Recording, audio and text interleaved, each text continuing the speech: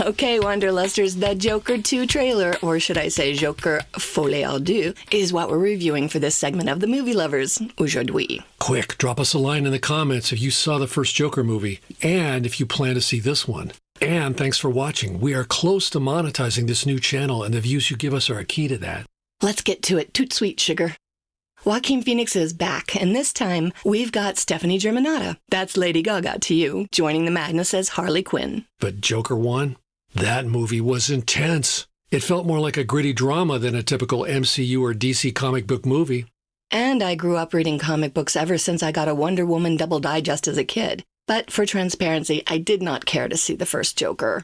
And I miss not having you next to me on that date night. Sorry, love, I'm just not into all the villain-centric stories that have been coming out since Halle Berry's Catwoman, and now a Joker franchise, and even Colin Farrell's grueling transformation into the Penguin for his own TV series. I mean, what's next? Riddler the Musical, directed by Baz Luhrmann? Hey, I might go see that one if they ever make it. They do, and I'll charge Hollywood a story finder's fee. Look, I love to hate a great villain, don't get me wrong. But when it's all about their perspective, it gets too dark for me. Like Silence of the Lambs, an amazeballs film with a quintessential villain. When the franchise became all about Hannibal Lecter, no, I tapped out. Yeah, I remember all that squirming. But that's kind of the point with these iconic characters in reboots, right? Every new actor who takes on an iconic character wants to put their spin on a well-known role. Whether it's Superman, Batman, 007, or in this case, Joker. Not to be a killjoy, but they need to pick a lane somewhat. Like, when it comes to Joker, Joaquin's version is like a bipolar sad clown on meth. Intense, tragic, and unsettling. Totally different from Cesar Romero's goofy 1960s take, where Joker was just having a good time being a baddie. Right, and then you had Jack Nicholson's version. A sinister thug kills young Bruce Wayne's parents before going off the deep end after a chemical accident. And let's not forget Mark Hamill's stellar voice work as Joker. His Joker cackle was just next-level creepy. And then there was Jared Leto's Joker. I mean, talk about ick factor. His take was unsettling and not in a good way. Will the real Joker please stand up? So, which one's your favorite? Everyone drop a line in the comments and let us know. Joaquin's still in the running for the top spot for me. There's something about his sad, broken version that works. I don't know.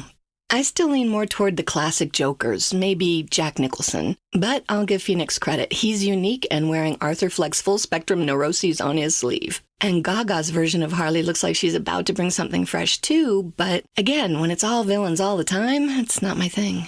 I have to tell you, Joaquin's performance in that first one was deep. It wasn't just about a killer clown. It was about what makes the Joker tick. So, this version of the Joker's origin story unfolds a decade before he gives Bruce Wayne's parents a one-way ticket to the afterlife, right? Setting young Bruce on his path to becoming Batman. So in this film, there is no apparent superhero counterpart to foil Joker's schemes.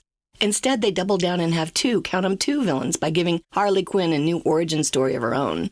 We've had Margot Robbie as Harley in Suicide Squad's and Birds of Prey, and Kaylee Cuoco voicing her in the animated series. But the Harley we know, she's supposed to be the Joker's therapist, Harleen Quinzel, who falls for him while working at Arkham Asylum. But in this trailer, it looks like Harley is already one sandwich short of a picnic.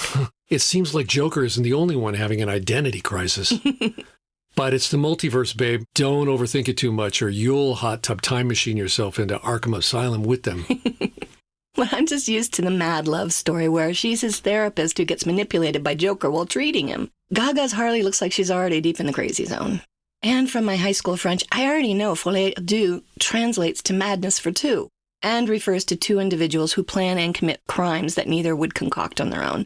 So, watch your back, Gotham. But come on, you gotta admit it. The chemistry between Phoenix and Gaga, it's electric. Even in the trailer, you can feel that intensity. They're selling this toxic relationship hard. I'll give you that. Their performances look strong. Gaga's proven herself as an actress and A Star is Born, and Joaquin Phoenix, well, he's Joaquin Phoenix. You can always count on him to chew the scenery quietly but intensely.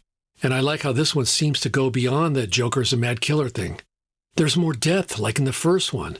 It's brutal, but with some elegance. But then you see people in Gotham worshiping him, like he's some kind of anti-hero instead of a straight-up criminally insane guy. And that's where I get a little uncomfortable. He's dangerous, he's unhinged, so is she. And I have to have someone to root for in a story, and neither character here looks particularly redeemable. It's weird how people in the movie and outside of it can see him as a role model. But I think that's part of what makes these films interesting. They hold up a mirror to the darker side of society. Yeah, that's not a reflection I want to stare at too long. I like my comic book worlds a little more balanced. And there is no superhero in play for us as far as I can tell to keep the balance. I mean, Superman isn't that far away in Metropolis. Can't he do a flyover in Gotham once in a while until Bruce Wayne grows up and becomes Batman? Yeah, you know what I'm curious about? How are they going to top the visuals from the first one? Todd Phillips is back directing, and Lawrence Sher is on cinematography again. He shot the first Joker, plus Batman and Birds of Prey. I wonder if they're pushing the same aesthetic or trying something new this time. Hopefully Gotham still feels fresh. Although I didn't see Joker 1, I know the look was dark and gritty, but also kind of repetitive. If they don't add new layers, it might just feel a little too gray. Well, it's Gotham, love. Gray kind of comes with the territory, right? As long as they're flipping the script on the characters' origin stories, a little variety in the weather wouldn't hurt. Well, I'm in. Joker 1 was solid, and this looks like it's going to be another wild ride. Plus, I mean, Gaga's Harley. Come on, sugar.